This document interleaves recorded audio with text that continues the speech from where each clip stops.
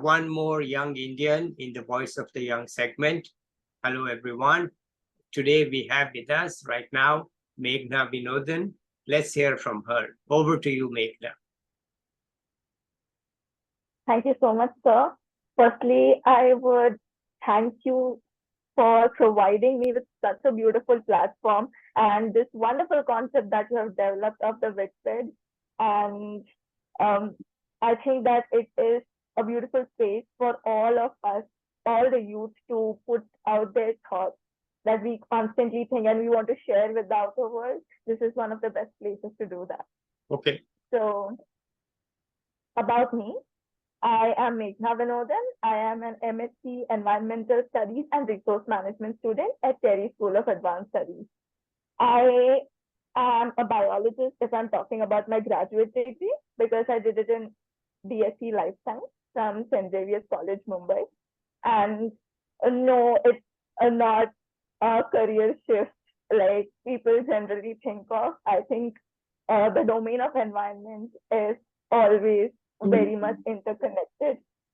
And I was inspired by what I did in my undergrad. I was inspired by the species, the uh, different aspects of the biological world and its interaction with the abiotic world. And that made me want to do something that I believe to call it the greater good. Okay. And that greater good for me was environment. Yeah. Good. So environmental science needs scientists. So you're a scientist, right? Hopefully to be. Yeah. So yeah, in progress. Yeah. Yes. At any rate, you have a scientific background which others don't have. But life sciences is science. Anyway, let's continue. Sorry to interrupt. So that's mostly how I landed up in environment. And when I spoke about environment science, it's all about ecosystem, I believe. So what is ecosystem, to be very specific? It is a community of living organisms that interact with each other and also the surroundings. So when we talk about ecosystem, it's everything that we find on our planet. It's the grasslands, it's the forest, it's the desert, it's the aquatic ecosystem, every single thing. And even something I want to put here is that we sometimes say that certain open spaces are wastelands. So even that is an ecosystem that we always forget to notice because there are interactions happening and there is life. Just because we cannot get direct benefits out of it, it's not that it's not an ecosystem. And talking more about it, Meghna, just a today, second. Let me put it on pause. There is a little hum coming from the back. Let me put that off and then we'll restart, okay? So go ahead, Meghna. all right. So I was talking about ecosystem and ecosystem services. So since I spoke about different kinds, I mentioned about forests, grasslands, and so many other ecosystems. I thought that uh, why not talk about certain benefits? Because for us, it's just nature. And especially a lot of us living in the urban setup, when we talk about nature, it's just a retreat on weekends. Okay, now we want to go on a trek. Let's, relax. That's what it is for us. But ecosystem is not just that. It comes with its own benefits that we like to look at. And the services, as we mentioned. So what are the services? It's everything that it provides, that it regulates, that everything comes under services. So when it comes to provisioning, it comes to food, it comes to medicine, timber, everything. Regulation, there are wetlands that purify the water, the natural ecosystems purify the air, and all of them together make this planet livable and actually provides a good quality environment for us to be alive. Yes. Okay, agreed. That's what an ecosystem is. So now what? Please tell us more. So something I want to focus on today is that we all talk about development and ecosystem, and when we talk about ecosystem here, everybody neglects it because we want transport, we want rural electrification, we want irrigation, we want everything. And yes, it is needed. Yes, in this competitive world, we need our GDP to go up, we need economic development, we want everything. And there is nothing wrong about it. But here comes the concept of sustainable development. And when I talk about sustainable development, there are two words, sustainable and development.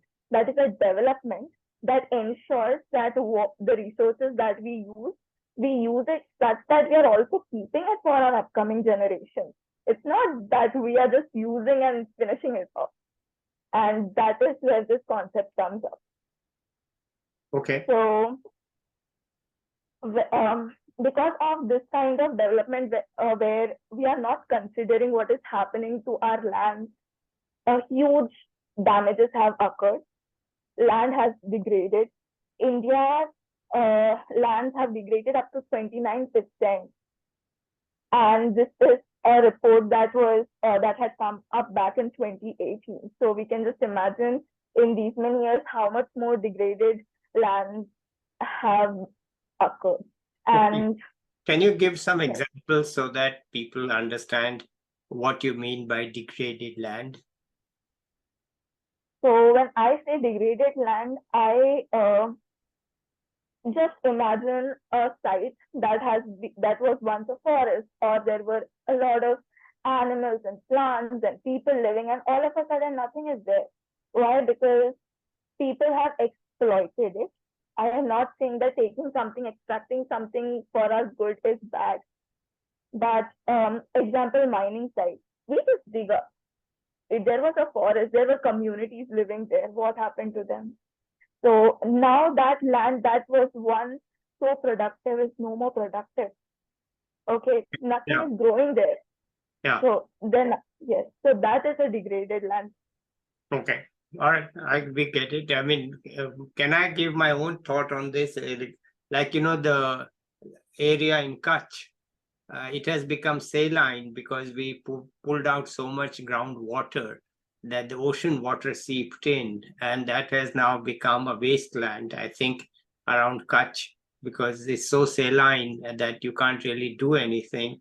And then you have waterlogging in Punjab, and there, because again, you have misused the resources and the land is not usable anymore. So even, it's not just forests, it's just anywhere you can misuse the resources that you get degraded land, and then you can't do anything with it. So let's continue with you. So when I talk, we can just keep on talking about the problem that, okay, lands are degraded, what to do? We live in an urban setup, we have got nothing to do with. We have everything coming at our doorstep. But I think that it's time to change that kind of mentality. We are responsible. We are responsible for what is happening in and around us, because maybe not directly, but somehow we are also impacting whatever is happening around. And what can we do about it? That's about a mentality change. That's about how we think, a change, a shift in the mentality. And I don't want to sound weird right now, but I think it's high time we start getting inspired to make a change when it comes to such degraded lands. Yes, we have 29% of degraded lands. Let's consider that as an opportunity. Okay. So how an opportunity? So in movies, we see that there is this poor little boy or poor little girl who has nothing and all, but that person has the vision to create that he or she can see an entire empire that they create in future. Yeah. I think let's have that kind of vision. You, me, everyone. Okay. So let's see those degraded lands. They weren't like that always. So why not let's see that in the next few years, as environmentalists at least, that why not make a change? Let's bring back life there. Yeah. And I think that is the kind of thought we need to bring in. And I think we are sitting in the right decade. It's the decade of eco restoration, Yeah. as by UN. Okay. Well, there are some activities, I believe, in the Sundarbans for restoring the mangroves. And there are some activities for planting trees where nothing is growing right now. So there's some small activity being undertaken, but it's certainly not on the scale that you are talking about. So how would you And suggest we do it? Sorry to interrupt. Please go ahead. so, and that's what I was coming to say. That is exactly the reason I think that this platform is such a wonderful platform, because today I have these thoughts into my mind. There are so many people right now doing their bachelors and who are wondering, what can I do with my skills that I'm learning in undergrad? Why not channelize it for such purposes, for such careers? You can actually make careers by doing such things. You're Yeah. making change. Okay. So, and when we talk about this, also something that comes into our minds is that, okay, it's going to be financially burdening. It needs a lot of financial support. Okay, so many machines, so many planning and everything. But yes, I am not going to deny the fact that it will take financial support. But here I would like to bring in certain points that I learned throughout my undergrad. Something Okay. I was very fascinated Yeah. by was plants and heavy metals. And what are heavy metals? They are, in layman's term, if I would like to say as an environmentalist perspective, the examples are like lead and copper. If these elements are there in more than required proportion, they tend to harm the living organisms. They do accumulate in everything. So, for example, if there is a factory that uses lead for some work and it is releasing a certain kind of effluent that has lead, it gets stored in the soil, it gets stored in a different kind of environmental setup, maybe in plants also. So, what to do? How are we going to reclaim the soil? How are we going to make sure that this does not harm us? That is an issue, because um, once such poisonous elements reach, it also reaches the human being, Yeah. some or the other way. Yeah. So either it could be by plants that we are eating, then it could be maybe for the people, whatever they eat, so bioaccumulation happens. And all of this is something that at the end affects us.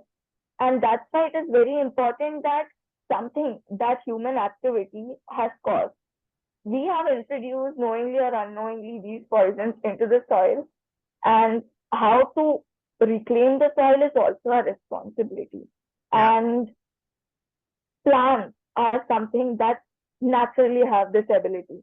Yes. So coming back to what I learned during some of my research projects in undergrad, there are plants who do not die. Like if we have a certain amount of lead, if it enters our body, there is a lot of damage that will happen. It is Of course. life threatening. Yes. But that doesn't happen in a lot of species of plants. They have this hyper accumulation ability. They keep it, they store it, or they stabilize it in their roots. Okay. So they ensure it's not going away. At least they are making sure it's not leaching out or reaching some other part. Yeah. So, and the best part is that it is not any exotic plant. We don't need, if I'm talking about India, I don't need to get it all the way from some other country across the globe. We, for every single species, every single element that can be hyper accumulated, every single poison that can be taken up, we have our own species, Okay. our own indigenous. Okay. That's wonderful news. I was not aware that there are plants anywhere that can take up the heavy metals, and you are saying that actually they are available as native species in India. Maybe they are not in the same region, but they are at least in India, and we can easily transplant those or manage those. Well, that's good news. I'm glad to hear it. Yes, sir. So we do have it, and we this comes with its own pros and cons. The best part is that we can just plant a forest. Okay, like I can be talking in very dreamily right now, but when we plant them, they at least hold them within themselves. There are a certain parts that in the whole plant system where they accumulated, which may have issues, so that so we cannot consume it, but we are at least making sure that it is not going out. Right. But do you have any Yeah. examples of where this has happened or is being thought of? So one such project, um, I think in the mining regions of Jharkhand, there are projects where they are actually growing forests on mining sites after the mining is completed in that area. Yeah. Now, the reason why they are not using that land for anything else but for forest is because if they use it for anything else, there is already a lot of ore, there is already a lot of elements out there, heavy metals, which now can directly interact with anything that comes up there. Okay. So if we grow a forest ecosystem there, we can at least ensure that it is, stored there and it is not harming other ecosystem. A lot of studies are happening, and one of my professors had also worked in such restoration projects. So that's why I do. Right. So, and then the ecosystem provides its usual benefits anyhow. So we can think of the cost, but there are benefits too, which are coming now. Okay, so good. Thank you. Let's proceed.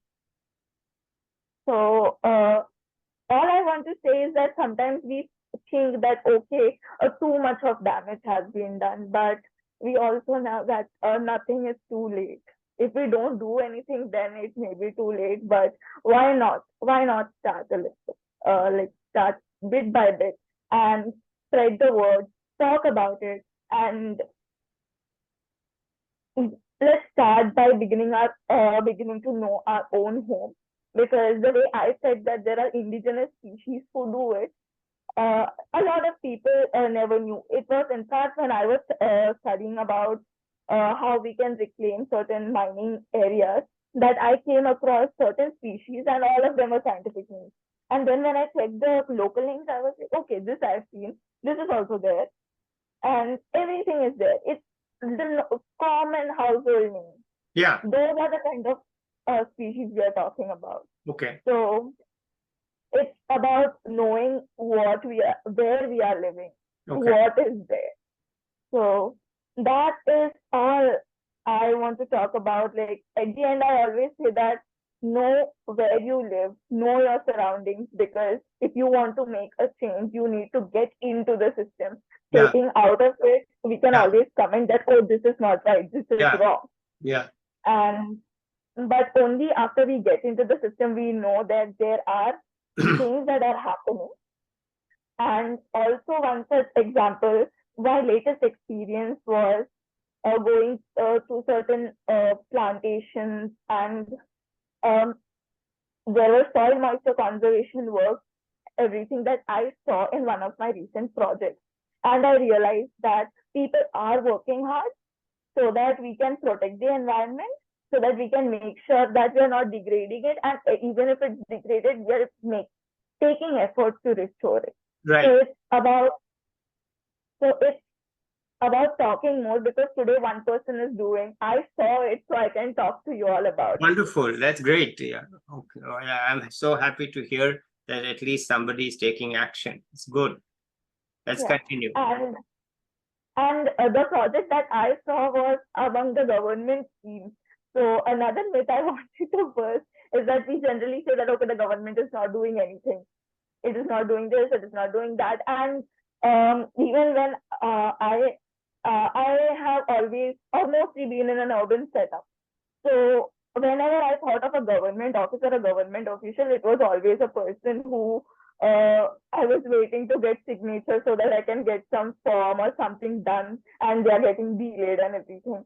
But then there we have the forest department, just to name one department here, who are making sure that there is afforestation done, the forests are protected, and at the same time our community is so dynamic, Yeah. that it is not a cakewalk. There, if I am telling I need to grow plantation, the land may be adjacent to some other agriculture purpose, maybe in the north, if I am talking very particularly.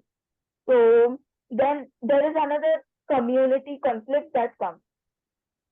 Yeah, That okay, you are growing trees, there are trees, and these trees are going to provide a lot of shade. So if I am doing agriculture, how are my plants going to thrive? yeah, And then that, what happens is that then if people are not watching the plantations that have finally grown, trees take a lot of time to grow, and after that if they are chopped down, it's just bad. yeah. So but uh, should we blame the farmers? No, because it's their land, there is shade coming on them, and they also want to make money. They also want to grow grain, Yeah, and food is important. So so when I talk about a department alone, they are not dealing with a single uh, single amount, a single thing of work. To be very specific, it's a lot of complex work. Too much is dealing with a lot of things to make sure that things go smoothly, to make sure that the community is also collaborating, being understanding. okay. So if I have to talk about this domain at the end, it's all about making sure that three of the pillars come together. That is economic Yeah, domain, the environment domain, and the social domain. wonderful. Only when these three come together, we can have proper sustainable development, and Well, that's all I'm that's a saying. very great summary. I mean, you really, I think, summarized it so well that you can't just go with one. You know, you need to understand the people, you need to understand the economic situation, and you need to understand uh, the technical workings of the environment because you need to get that right. Okay, that's really great. I just want to add one thing from my perspective, which is that ultimately much of consumption is coming from the well-off people in urban areas. And indirectly, the degradation can be traced to consumption. So why is there so much mining? Well, because in the end, people want goods that use the minerals that come out of that mine. So it's really your consumption that's driving degradation. Okay. It's whether you think about it, well, you know, I like to eat sugar cane. Well, then they're going to grow sugar cane, and that sugar cane, if it's degrading the soil as is happening in Vidarbha in Maharashtra, then that's your consumption desire. And there was an article in the New York Times the other day that McDonald people who go to McDonald's in the US want their French fries to be long and, you know, not short fries, but long. So they're growing potatoes in one part, which are smooth and long. But in growing those potatoes, they are pumping more groundwater than is allowed. Okay. So it's really the desire to have these very nice long potato French fries that's degrading the land in Minnesota, where the companies say, listen, they want these potatoes and they take more water. So what I'm saying is that it's our consumption that is actually linked to the environmental degradation, whether it is consumption of services, whether we want to go on these yatras in Uttarakhand and throw all the garbage there and then build luxury places which aren't sustainable in that environment. And then you have the slides and this and that. So a lot of it has to do with consumption. And that part, I think, is from the economics, I'm saying, you know. You said there are three things social. I'll leave the social to the others who are more. But in economics, it's clear that it's our demand for consumption that directly or indirectly creates the need to exploit nature. People aren't digging up copper for the heck of it, you know. They are not making jewelry out of that copper. They are using that copper maybe in a production process, maybe not directly, but it could also be directly going into some things that you buy, right? And so the more of it you buy, the more of it will be mined, and the more of it is mined, then the more degraded the land will become. So In a way, what's happening is, and you have hinted at this very clearly, that today's consumption is coming without us paying the costs and passing on the costs to the future generations. So it's very selfish to consume today and pass on. As you said, we can regain that land. But okay, we degrade it, you pay for it and take care of it. Right? So it's an intergenerational decision. Okay, fine, we need all these things. And by the way, if the forests are cut, the mines are dug and all, it's your problem. 25 years from now, you go in there and fix it with your money, not my money. I am free. So it's a very convenient way for a generation. And this has been happening in India. When India was a poor country, nobody really cared that much because they said, listen, we have to have the consumer goods and this and that. But now most people, especially those who have the money, they are driving the consumption. And they are not lacking for basic necessities. They have them. They just want more and more goods and luxuries and not pay the price of the degradation. In that, that your consumption of these goods causes, whether it is driving your car more and creating urban pollution or global pollution. So we need some understanding of this. And I'm just adding it from the point of view of an economist, that it is really the desire to consume, and all of us have it. As we have more income, we spend more, and as we spend more, in the end, there is some degradation taking place somewhere. So the enemy is us, not somebody else. If you ask who did it, we did it, right?